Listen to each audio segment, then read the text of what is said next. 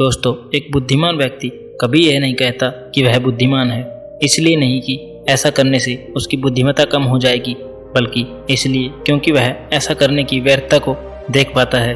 दोस्तों, गौतम बुद्ध के जीवन से जुड़ी एक छोटी सी कहानी जो आपको बताएगी कि वास्तव में बुद्धिमान कौन है।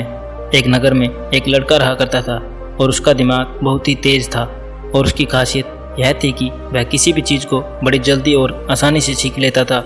जहाँ अन्य लोगों को किसी काम को सीखने में महीने या वर्ष लगते थे, वहीं पर इस लड़के को उसी काम को सीखने में कुछ ही दिन लगते थे।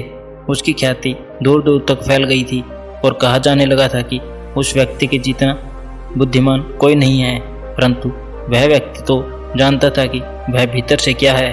हर व्यक्ति जानता है कि वह भीतर से क्या है, चाहे वो बाहर से कुछ भी दिखाए। वह व्यक्ति भी भीतर से परेशान रहता था, परंतु वह अपने अहंकार से अपनी परेशानियों को ढकना चाहता था। दोस्तों, ज़्यादातर लोग ऐसे ही करते हैं और शो अप इसी का नाम है। वह व्यक्ति अपनी प्रसिद्धि को और बढ़ाने के लिए तरह तरह के काम सीख रहा था। वह चित्रकारी करना जानता था, वह मूर्ति बना सकता था और वह गीत गा सकता था और वह दुनिया जहान का हर वो काम सीख चुका था जो उसने अब तक देखे हुए थे। इसलिए उसे अपनी बुद्धिमत्ता पर अहंकार था, क्योंकि कोई भी साधारण आदमी एक काम कर सकता है या दो काम कर सकता है या ज़्यादा से ज़्यादा 3 काम को कर सकता है, परंतु वह तो सैकड़ों काम को कर सकता था और बहुत अच्छे से कर सकता था। इसलिए उसे अपनी बुद्धिमत्ता पर अहंकार हो गया था। वह इस बात को अंदर ही अंदर मान चुका था कि उसके जितना बुद्धिमान इस दुनिया में कोई भी नहीं है। फिर एक दिन उसका सामना गौतम बुद्ध जी से हुआ। उससे पहली बार एक ऐसा व्यक्ति दिखता है जिससे उसे ईर्ष्या होती है। अब तक उसने ऐसे लोग देखे हुए थे जो उससे ईर्ष्या करते थे, और जहाँ ईर्ष्या होती है वहाँ तुलना का होना निश्चित है। वह व्यक्ति अपनी तुलना गौतम बुद्ध के साथ करना शुरू कर देता है। वह देखता है कि बुद्ध के पास तो एक भिक्षा का कटोरा है और लेकिन उसके पास धन की कोई कमी भी नहीं है।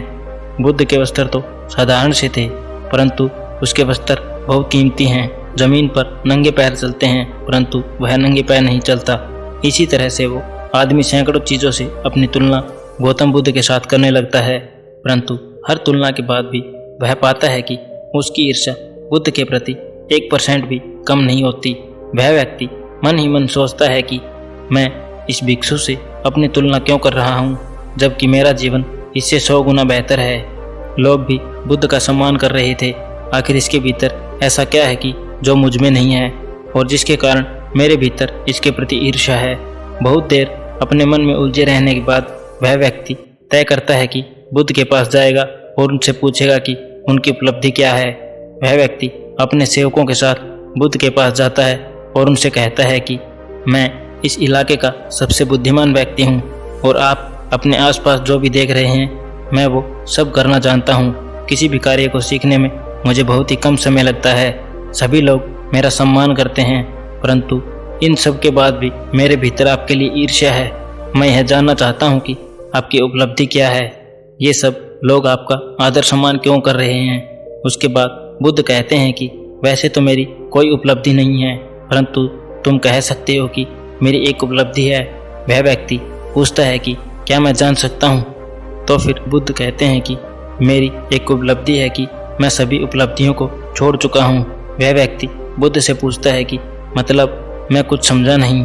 बुद्ध उस व्यक्ति से कहते हैं कि क्या तुम्हें प्रशंसा अच्छी लगती है। वह व्यक्ति कहता है कि प्रशंसा तो सभी को अच्छी लगती है। उसके बाद बुद्ध कहते हैं कि क्या तुम्हें निंदा अच्छी लगती है। तो वह व्यक्ति कहता है कि भला इस दुनिया में कौन है जिसे अपनी निंदा अच्छी लगेगी। उसके बाद बुद्ध कहते हैं कि जो तुम्हें अच्छा लगता है और जो तुम्हें बुरा लगता है, मैं इन दोनों से भी ऊपर उठ चुका हूँ। ना मुझे निंदा सताती है और ना ही मुझे अपनी प्रशंसा पसंद करती है। बस यही अंतर है तुम में और मुझ में। और उसके बाद वह व्यक्ति बुद्ध से कहता है कि परंतु यह कैसे संभव है। बुद्ध मुस्कुराते हैं और उस व्यक्ति से कहते हैं कि तुमने सैकड़ों काम सीख लिए, लेकिन एक सबसे ज़रूरी काम को सीखना भूल गए। वह व्यक्ति बुद्ध से पूछता है कि बुद्ध कहते हैं कि अपने मन को नियंत्रण में करना क्या तुम्हें आता है। बुद्ध की वह बात सुन वह व्यक्ति समझ जाता है कि ईर्ष्या का यही कारण था। उसके बाद बुद्ध कहते हैं कि जिस व्यक्ति ने सारे जगत को जीत लिया लेकिन अपने मन को नहीं जीता, उसने कुछ भी नहीं जीता, और जिसने अपने मन को जीता परंतु अब सब कुछ गवा दिया, फिर भी उसने सब कुछ जीत रखा है, क्योंकि वास्तव में बुद्धिमान व्यक्ति वही है जो अपने मन का शासक है, वो नहीं जो अपने मन का गुलाम है। गौतम बुद्ध के इन शब्दों को सुन उस व्यक्ति का अहंकार टूट जाता है और वह व्यक्ति बुद्ध से कहता है कि क्या आप मुझे अपने मन को जीतना सिखा सकते हैं। बुद्ध कहते हैं कि अवश्य सिखाएंगे, परंतु मैं तुम्हारी सभी उपलब्धियां छीन लूँगा। फिर उसके बाद वह व्यक्ति बुद्ध से कहता है कि मैं तैयार हूँ भगवान।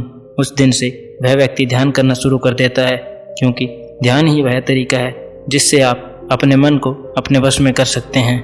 दोस्तों, ये थी आज की एक महत्वपूर्ण कहानी। इस कहानी से आपने क्या सीखा कमेंट बॉक्स में ज़रूर बताना, और अगर आप चैनल पर नए हो तो चैनल को सब्सक्राइब कर घंटी के बटन को ज़रूर दबा देना। थैंक यू दोस्तों।